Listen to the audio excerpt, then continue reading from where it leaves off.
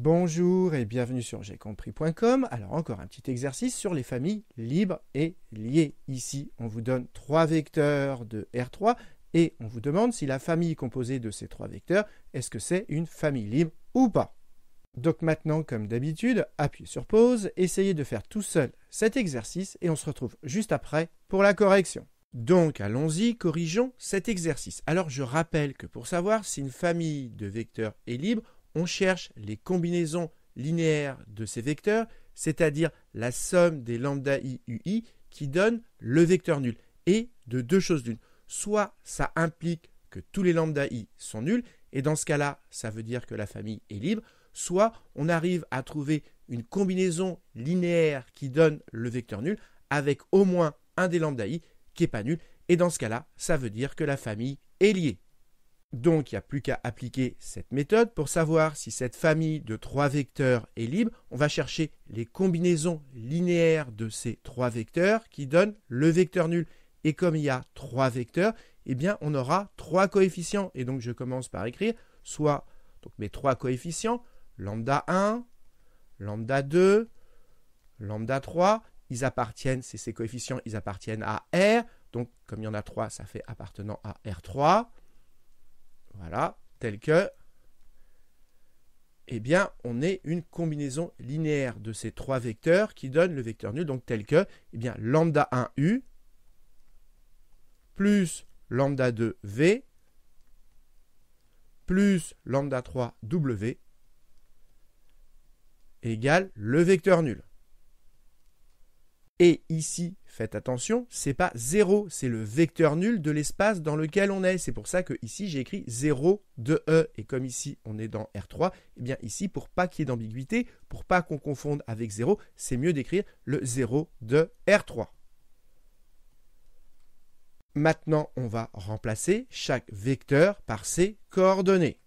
Donc voilà ce que ça nous donne, et tout ceci, c'est égal au 0 de R3, c'est-à-dire que c'est égal à 0, 0, 0. Et maintenant, tout ceci, on va l'écrire sous la forme d'un système. Donc on y va, j'écris une accolade pour mon système, donc la première ligne, donc ça fait une fois lambda 1, autrement dit lambda 1, plus 2 lambda 2, plus 1 lambda 3, c'est-à-dire lambda 3 égale 0. Et ensuite, on fait pareil pour les deux autres lignes, et voilà ce que ça donne. Maintenant, le but, c'est de savoir si ce système, il va impliquer que tous les lambda i sont nuls ou pas. Et donc, pour le savoir, eh bien, on va essayer de résoudre ce système. Et là, pour résoudre, on remarque que sur la deuxième ligne, comme on n'a que lambda 1 et lambda 3, on va pouvoir par exemple isoler lambda 1 en fonction de lambda 3, ce qui est très pratique pour résoudre. Donc déjà, on va ici tout diviser par 2. Donc si on divise par 2, ici on simplifie le 2. Et 6 divisé par 2, ça fait 3. Et donc ça fait lambda 1. Donc ça va nous donner ici, j'isole le lambda 1. Et donc ça fait lambda 1 égale, ça je le regroupe à droite, donc ça fait moins 3 lambda 3. Et du coup, maintenant je peux remplacer partout lambda 1 par moins 3 lambda 3. Donc ici, mon lambda 1, je vais le remplacer par moins 3 lambda 3. Et donc je regroupe les lambda 3, donc ça fait moins 3 lambda 3 plus lambda 3, donc ça me fait moins 2 lambda 3. Il me reste plus 2 lambda 2 égale 0. Et pareil avec ce lambda 1, je le remplace par moins 3 lambda 3.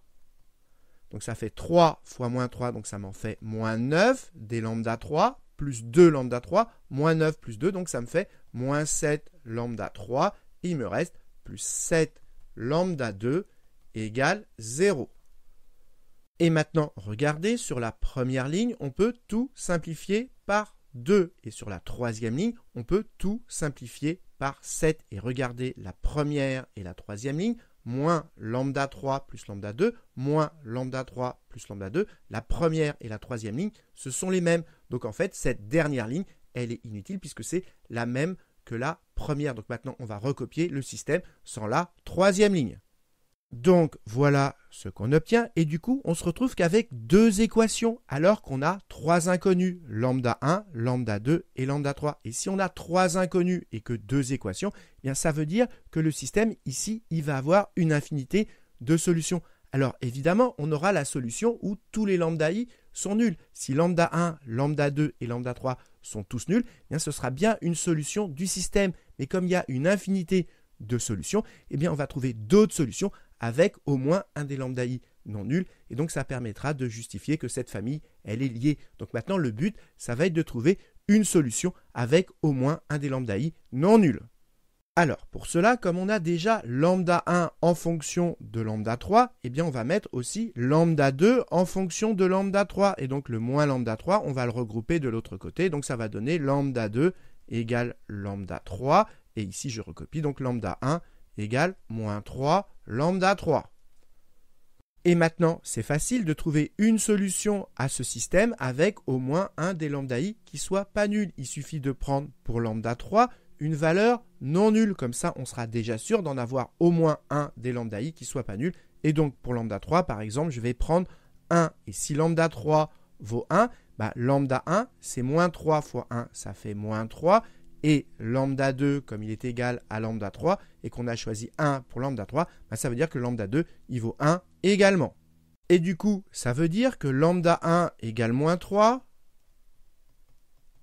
lambda 2 égale 1, et lambda 3 égale 1, et bien ça, c'est une solution de ce système avec au moins un des lambda i qui n'est pas nul, parce que ici, ils sont tous non nuls. Mais ce n'était pas nécessaire qu'ils soient tous non nuls, il suffit qu'il y en ait au moins un non nul, ce qui est le cas ici. Et comme on a trouvé une combinaison linéaire avec au moins un des lambda i qui n'est pas nul, ça veut dire que cette famille, elle est liée.